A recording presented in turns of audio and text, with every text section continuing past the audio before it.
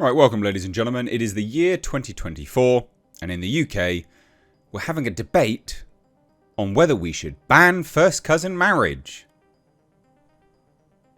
That's right. Yeah, this is something which is happening in the UK in 2024.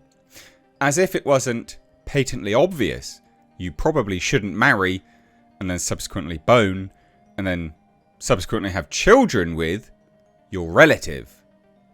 But apparently that's not the case. No, ladies and gentlemen. No, this is a debate that's currently being had in the Houses of Parliament in the UK 2024.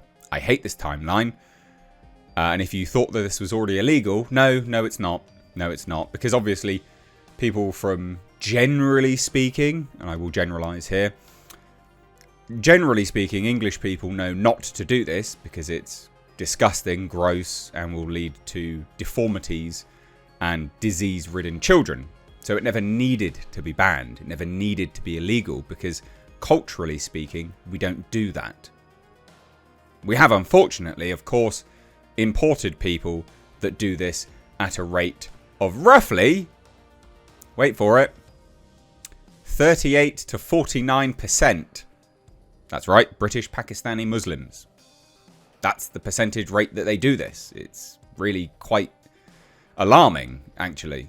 And that's why the hospital, which is the expert in these kind of birth defects, is centred right around the highest population of British Pakistani Muslims in the UK. So this is what we're doing in 2024. Shockingly, bizarrely, this is a debate that was being held. This is something which is happening. Yeah. So anyway, as part of my branching out in content anyway, I thought I'd cover this just because it is genuinely bizarre that this is something to be had. But it also, I think, perfectly illustrates a sort of rebuttal that you can provide people when someone goes, well, what's British culture? And you go, well, not marrying and fucking your cousin is certainly one of them. That's certainly British culture. We know that incest is bad. So, yeah. Anyway, let's take a look at this. Ladies and gents, please do hit subscribe if you're new here. And hit subscribe if you are a returning viewer and you have not hit subscribed already. This is not a right-wing, left-wing situation. This is a cultural conversation.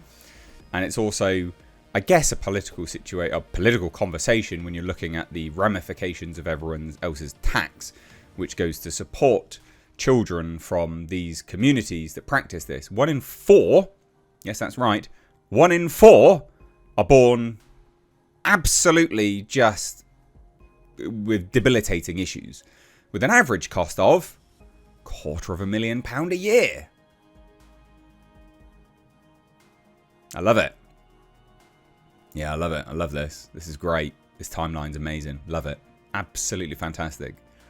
Nearly half of all Pakistani Muslims do this.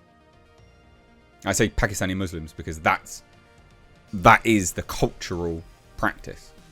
So it's not highlighting it in any other realm aside from going, this is the practice from this particular culture. Anyway, let's have a look, ladies and gents. Again, remember, this is a conversation being had in 2024. So anyway, a Conservative former minister has called for first cousin marriage to be banned in the UK because it never needed to be banned because we didn't have such a large population that did this. It's culture. That's what it is. It's culture. There's no two ways about it. It's just a cultural thing.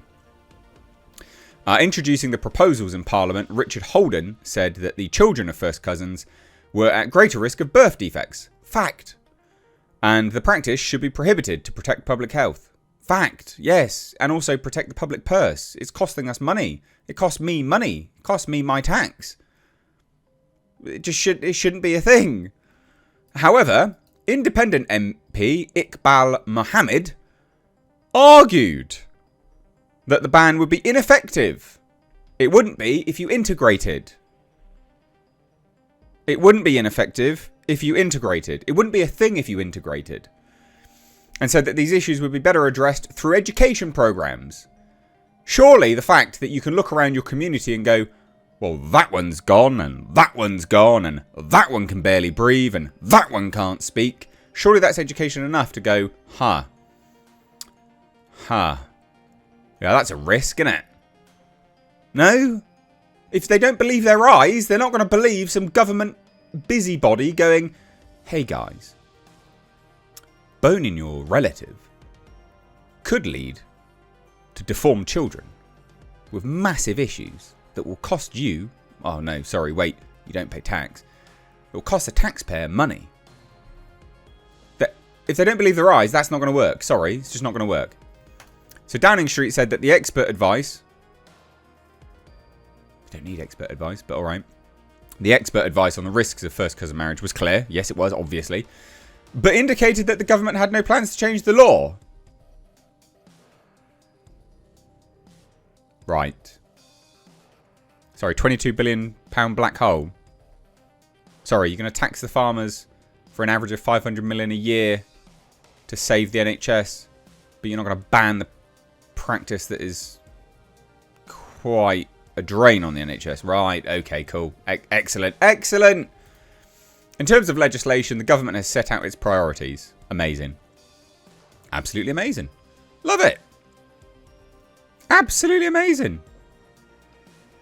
So under current legislation, marriages to a sibling, parent or child are prohibited, but not between first cousins. It should be. Remember, it's only not banned because everyone knew that you shouldn't be doing it to begin with.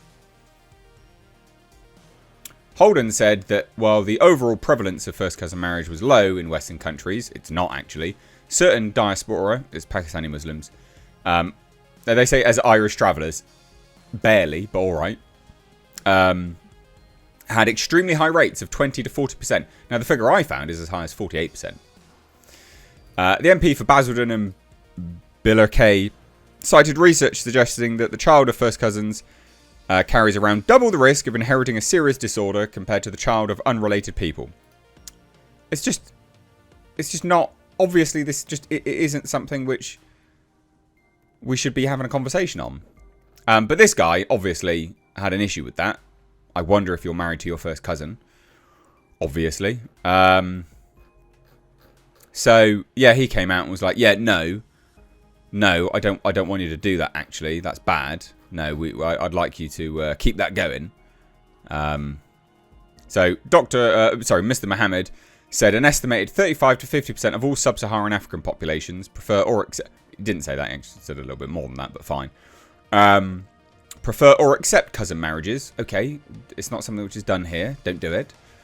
And it is extremely common in the Middle East and South Asia. Okay, well, if you want to keep doing it, go back home. There's no two ways about it. This is the UK. It's not culturally accepted here. It's disgusting. It's absolutely foul. We're told consistently that diversity is our strength. But apparently, not when it comes to genetic diversity within these enclaves. No, that's not allowed. No. Diversity for thee, but not for me, is the rule when it comes to these individuals. Pathetic.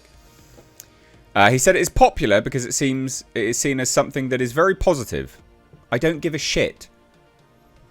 There are some cultures which think boning 9-year-olds is very positive. It is disgusting. Go away. And something that helps build family bonds. Yeah, keeping it in the family.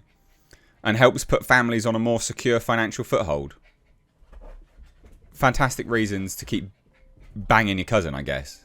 Absolutely disgusting. Instead of stigmatising those in current cousin marriages, or those inclined to be, what's next? Those inclined, instead of stigmatising those inclined to bone 9-year-olds, right? Or those who prefer to bone 9-year-olds, we should just educate them. Piss off. Apparently a much more positive approach would be to facilitate advanced Oh, sorry, what? You want us to spend more money?